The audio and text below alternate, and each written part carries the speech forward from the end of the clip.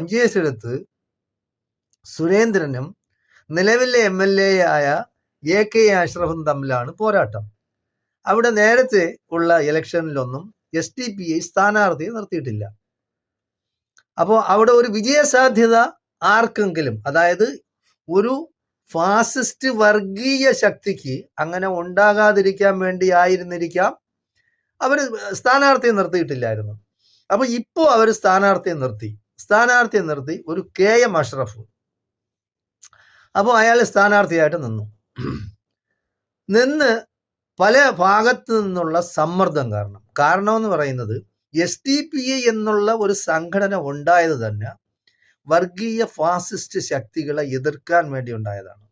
അപ്പൊ അവരുടെ നേരത്തെയുള്ള പ്രഖ്യാപിത നയമെന്ന് പറയുന്നത് തന്നെ അതാണ്. എപ്പോഴും പറയുന്നതാണ്, ഞങ്ങൾ വർഗീയ ഫാസിസ്റ്റ് ശക്തികൾക്ക് എതിരായിട്ടുള്ള ഒരു സംഘടനയാണ്. സത്യവുമാണ്, സത്യസന്ധമായിട്ടാണ് പറഞ്ഞത്. കാരണം നിങ്ങൾക്ക് എല്ലാവർക്കും അറിയാം, മൂവാറ്റൂർ അഷ്റഫ് മൗലവി നേരത്തെ അതിന്റെ പ്രസിഡന്റ് ആയിരുന്നു. ഇത്ര വ്യക്തമായിട്ടും ക്ലീനായിട്ടും സത്യസന്ധമായിട്ടും സംസാരിക്കുന്ന ഒരു മനുഷ്യൻ കേരള രാഷ്ട്രീയത്തില്, കാരണം രാഷ്ട്രീയത്തില് മാന്യന്മാർക്കും പിന്നെ സത്യസന്ധന്മാർക്കും യാതൊരു വിലയില്ലാതെ എന്നുള്ളതാണ് സത്യം. അതാണ് കാരണം മാന്യന്മാർക്കും സത്യസന്ധതയുള്ളവർക്കും രാഷ്ട്രീയം പാടില്ല.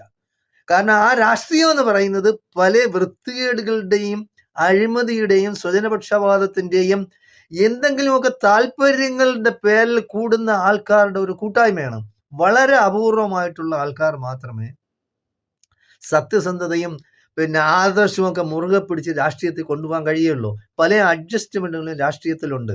അപ്പോൾ ഇതൊക്കെ നമുക്ക് ഇതെല്ലാം പച്ചയായ, അതായത് ഒരു അല്പമെങ്കിലും വിദ്യാഭ്യാസവും വിവരവും രാഷ്ട്രീയ ബോധമുള്ള ആർക്കും, കേരളത്തിലുള്ള ആർക്കും, ബാക്കി വടക്കേ ഇന്ത്യൻ സംസ്ഥാനങ്ങൾ നമ്മൾ കൂട്ടണ്ട, ഇവിടെയുള്ള ആർക്കും അത് അറിയാവുന്നതാണ്. പക്ഷെ ആരും ചാനലിന്റെ മുമ്പിൽ വന്നിരുന്ന് തുറന്ന് സമ്മതിക്കില്ല. കാരണം സ്ഥാനമാനങ്ങൾക്ക് വേണ്ടി, എന്തെങ്കിലും ആനുകൂല്യങ്ങൾക്ക് വേണ്ടി, എന്തെങ്കിലും സാമ്പത്തിക ലാഭത്തിന് വേണ്ടി പാർട്ടി മാറുന്നവരെ നമ്മൾ ഇവിടെ കാണുന്നതാണ്. എത്രയോ എണ്ണം മാറുന്നുണ്ട്.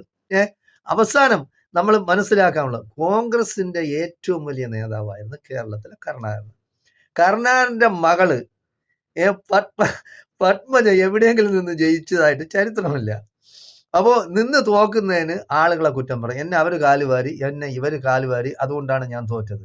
എന്നാൽ കഴിവില്ലായ്മ കൊണ്ടാണ് എന്ന് പറയില്ല ആരും. അപ്പോ അവസാനം വരെ അവർക്ക് സീറ്റ് വേണം, അല്ലെങ്കിൽ എന്തെങ്കിലും സ്ഥാനമാനങ്ങൾ. അത് കിട്ടിയില്ലെങ്കിൽ അവർ ഏതിലും പോകും. അതുകൊണ്ടാണ് ഈ വിസർജ്യം കഴിക്കുന്ന ആ ഭാരതീയ ജനതാ പാർട്ടിയിൽ പല മനുഷ്യന്മാരാരെങ്കിലും പോകും. CPM ഉണ്ട്, CPI ഉണ്ട്, ബാക്കിയുള്ള RSP ഉണ്ട്.